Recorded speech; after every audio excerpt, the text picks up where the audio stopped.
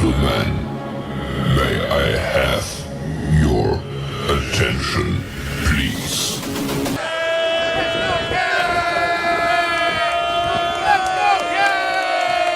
The show starts in 3, 2, 1, go.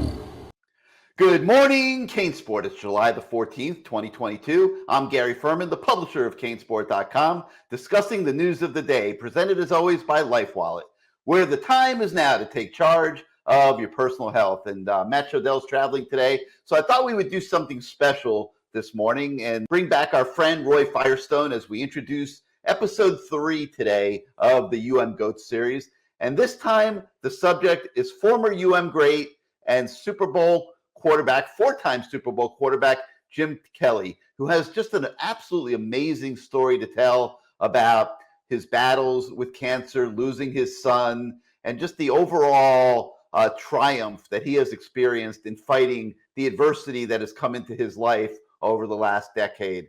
Roy, welcome back to Good Morning CaneSport. Well, first of all, thank you for having me, Gary. As always, I'm really enjoying doing this series, and I hope the Cane fans are as well.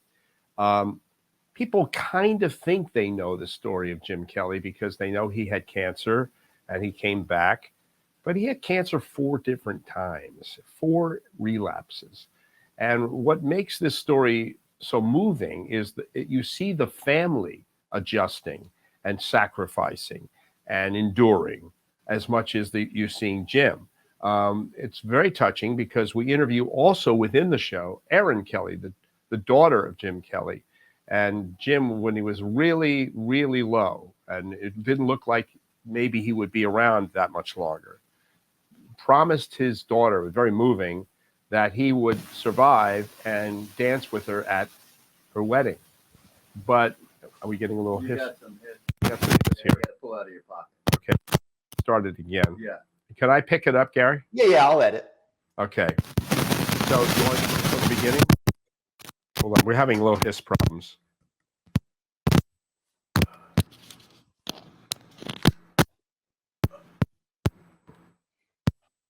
Something's happened to that one. Hold on a second. We're having some hiss problems, so I want to get rid of this. Yeah, it's fine. You want to start from the top, or you? Okay, I'll just pick it up. You don't have to. You're Okay. good. Okay, ready? Yeah. Rolling? Yeah. Okay. It's right, Gary. This is a story that people only think they know. They may have heard that Jim Kelly had cancer and he recovered and he's doing better than ever. That's really the tip of the iceberg. He had four cancer relapses. And this is a story of how not just Jim Kelly endured, but how his family endured and sacrificed and went through that emotional roller coaster. Also remembering, too, that Jim Kelly, some may have forgotten, lost a son whose name was Hunter, who had a very rare leukodystrophy that really he lost his life at age 8. So this poor guy, Jim Kelly, has been through 4 bouts of cancer himself and losing a child at the age of 8. And you hear Erin Kelly, the daughter of Jim Kelly, talking about what it was like for the family to endure all of this and the sacrifices and the hardships and the tears. At one point, Erin Kelly was at the Wailing Wall on vacation or on a tour or something when she was in early teens and got the notice that Jim's cancer had returned and literally wrote down a prayer for Jim, her father, and put it in the Wailing Wall. We have pictures of that. You also see how the NFL and the college brethren of Jim Kelly came to his aid, coming to see him, his brothers, the 5 brothers, the Kelly brothers. It's such an amazing story. And, Jim has been, really been beaten down pretty good. And this 9 years now since he had cancer. But as we said before that, he lost his son. But you really see what Kelly Tough is all about. And we talk about it at length in this show. I think it's a show people don't want to miss. The thing that blew my mind when I viewed it, and it's on the website today for all of you that would like to watch it, just how great his attitude is. I mean, I can't even begin to imagine going through everything that Jim Kelly has gone through and have the outlook on life and everything that he has. And I mean, he was talking to you, and just nobody even knew this, but just in passing brings up that they just took a piece of his, I can't remember what body part it was, but they took a bone. His femur, part of his femur. Yeah. He said, they used to say that I always put my foot in my mouth. And literally that happened this time. I mean, they're trying to reconstruct his jaw and the roof of his mouth. This guy, I mean, I don't know how many people in life would have been able to put up with what, and part of it is being Kelly tough. Part of it, of course, was his faith, which he's very open and honest about. But he said, I failed too in my faith. Here's another thing. And he talks about it in this interview. He admitted, and he told his daughter that he wasn't true to his wife. I've never seen anybody do that like that. Incredible. I mean, why would anybody want to say that on television? But he talked about it. He says, because the truth is, when you're near death and you're looking at 10% chance of survival, you want to rip everything out and say, I'm going to be honest about everything in my life. And we hear from Aaron, and we hear from a lot of people talking about Jim. It's just an amazing story. Whether you're a Kane fan, and of course, everybody who's watching this show probably are Kane fans, but I'm telling you, man, if you're a humanity fan, that's what the show is about. It's about humanity. It's about coming back, never giving up, and learning to live life with purpose. And his purpose now is with Hunter's Hope, a charity that he heads, and also he does a lot of outreach for cancer people too. There's also one more story within this show, and I'm not going to give everything away, but it talked about how he was so sick in the hospital. You would think he'd just want to be left alone. But he'd get up out of that bed and go to other patients, terminal patients, and try to spread cheer for these guys. Amazing guy. Was an amazing football player. I think he was the first of the great quarterbacks. I mean, you might include Myra, of course, there too. But Jim Kelly, he ended up with, let me see, I have the numbers here, 376 completions and 676 attempts, nearly 5,300 yards, 33 touchdowns. He played very briefly. Of course, he went to the Gamblers and professional football USFL before he went to the Bills, and he still took the Bills to 4 Super Bowls. But his triumph outside of the game in beating cancer and enduring the death of his son and the whole family's triumph is really something you want to see. You mentioned his daughter, Erin, and she's written a book about her dad and obviously lived through all of this, all of these life challenges with him, the cancer, losing Hunter. And you could just sense from listening to her what her dad means to her. And then when you spoke to Jim, you get a sense of what she means to him. And it's a very touching part of the story. It's part of the episode that's on the website today. And then tomorrow we are going to have Goats Overtime, and we are going to show the Erin Kelly interview about her dad in its entirety for everybody to because it's just such special content. And the other thing, Gary, too, is everybody watching this show, whether it's right now or the show with Jim Kelly, has been touched by cancer. 1 out of every 4 people in their lifetimes will either get cancer or be connected in some way to cancer. It hits families. It's tragic. It's triumphant in terms of how people overcome. But cancer is a very, very real issue for Americans and people all over the world. But this is a story of triumph, but it's also a story that is about family. And I was pretty moved by the whole thing. And I got to tell you, Erin Kelly, she's got some chops as a writer. She's already been on the bestseller list. She was 18 years old, the New York Times bestseller list, with her mother in writing Kelly Tough. People don't know that, but she can really write, and this thing is very powerful. Whether you've been touched by cancer or not, I'm sure everyone has been, but it's a movie. I was almost going to say it really is a movie, but it's also moving, so to speak, as well. It was one of my favorite interviews in recent months. I would say this whole series has been a real eye-opener for me. Getting a chance to talk to people about their lives, not just their Kane days, but what happened after they left Miami, the UM, and pretty inspiring stuff. And part of the story that everybody will watch today and onward involves a lot of video footage of Jim, some absolutely amazing footage of when he was in the hospital Yeah. and the way that he was sent off when he finally left the hospital, and the way he tried to touch people and stuff. And I thought that was an amazing part of the story as well. And I was just going to say something. It's interesting. Some people may remember this. Jim Kelly won the Jimmy V Award for the ESPYs a few years ago. It's not always about someone who's overcome cancer, but in this case it was. And I remember, Gary, the Jim Valvano. I was there the first night Jim Valvano was still alive, the very first ESPY Awards, when he said, "Cancer can take away all of my physical abilities, but it can't touch my mind. It cannot touch my heart. It cannot touch my soul." And I read that quote back to Jim Kelly, and he really got it.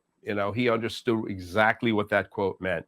It's just a thoroughly inspiring story. And as I said, when he was first diagnosed, he was given less than 10% to survive. Most people don't know that either.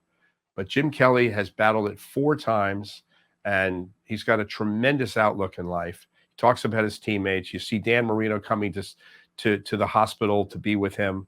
You see a lot of former Canes and former Buffalo Bills who came to his side. To me, it defines really what a GOAT is, greatest of all time. Someone who can overcome incredible adversity and still come out on top. And obviously, tragically, we know not everyone can, but he did, and the odds were way against him. So it's really, I think, a show that you don't want to miss. Obviously, he had an amazing football career, but when you tell his story, by the time you talk about the fights against cancer, the Hunter, losing Hunter, and everything that went along with that, and then the Hall of Fame induction and all those things, all that happened after his football career was over, it's like you almost kind of like forget that he had a football career. Yeah. What did he go to? Was it, how many Super Bowls was it? Four in a row. Four in a row, and lost Super Bowls. Lost all 4. In fact, at one point he said, after what I've been through, I'd be happy to lose 4 more if I were alive and well. It showed how little the game really meant, even after the fact, when you go through the real battle. And he said he learned a lot. He says through adversity and through disappointment and defeat and losing those 4 Super Bowls, still going to this. I mean, I don't think there have been many teams. I don't know how many teams have ever gone to 4 straight. I don't have it in front of me. I want to guess that maybe no one's ever gone to 4 straight. Maybe not even the Patriots. I could be wrong. But I can't remember, Joe. There was Joe Montana in those years where they were. But I don't know 4 in a row. I don't know if it was 4 in a row. Yeah. But he lost. If Norwood hits the field goal, he gets 1 ring at least, and that was somewhat of a chip shot, 43 or 44-yard field goal. But if Norwood hits that field goal, he comes away with 1 ring. But I'm kind of thinking he came away on top anyway, if you know what I mean. And I just urge people to see this show. It's really something special, I think. And I think you talked to him for about an hour, maybe a little less than an hour, but you did finally get to football. I mean, by the time you work through, talk about all these other things, it's like that. You could do like 5 shows on Jim Kelly. But you and he did talk about football, and there were some key moments in his Miami time. Obviously, the Penn State game back in 1979 was absolutely incredible. And or was it 1980? I don't know. The years are running together. I think it was 79. Here's an interesting thing. Okay, 79. I was right. He did not know that he was starting that football game until about 2 hours before the game. Schnellenberger said, "You ready to go?" He goes, "For what?" He goes, "You're starting." And he started. He said, "Then I went to the restroom and I threw up." Yeah. He said, "I said, Coach, don't worry. I throw up before every game." And he had a stellar game and upset a very, very good Penn State. I don't know what they were ranked at the time. They may have been number 2 or something like that. But he beat them, and it started off his career, and people started paying attention. and then he beat him again in the Peach Bowl. So, and of course it's not even an irony. It's a kind of a exclamation point. He was recruited by Joe Paterno, but as a linebacker. Yeah. He wasn't recruited as a quarterback. He didn't want. He wanted to be quarterback at Miami, and they gave him the shot. So it's just an amazing story. He also talks about his teammates, his buddies, and then the following weeks we have a show with Bernie Kosar, who was mentored by Jim Kelly. So it started that whole lineage of great quarterbacks. I mean, again, you could go back to George Myra. We shouldn't forget the great George Myra at the beginning of the Kane dynasties, or great years, or even good years. But then once we started with Kelly, we got to Kosar, we got to Testaverde, we got to Walsh, we got to Eric, and on it went. So he'll talk about that too. And I loved watching him. He was an exciting quarterback. He was so tough. He took beatings on the sidelines. On the field, and went to the sideline with half his face mask ripped off. He took a lot of beatings, and I think it's a cliche to say, it's almost corny to say, but some of the setbacks he suffered in football, in physical setbacks, I think helped him overcome the incredible adversity of beating cancer 4 different times. All right, so it's Goats, Season 1, Episode number 3, available today on CaneSport.com. It's available on our YouTube channel. Make sure you make time to watch it. If you missed the first episodes, 1 and 2 with Jimmy Johnson, those are on online as well. You can go back and catch up on that. Roy, just an incredible couple bodies of work. These 2 interviews, listen, I'm loving it, Gary. I appreciate the nice words, but the truth is, this is so much fun for me. I love the research and going back. I forgot a lot of stuff, and we're going to have contemporary players too. We're trying to get Braxton Berrios to come on in the future. But right now we're focusing on the legendary GOATs from the years past. And Jim Kelly is as good as any of them too. And of course, in the coming weeks, Mario Cristobal for a 2-parter, I believe.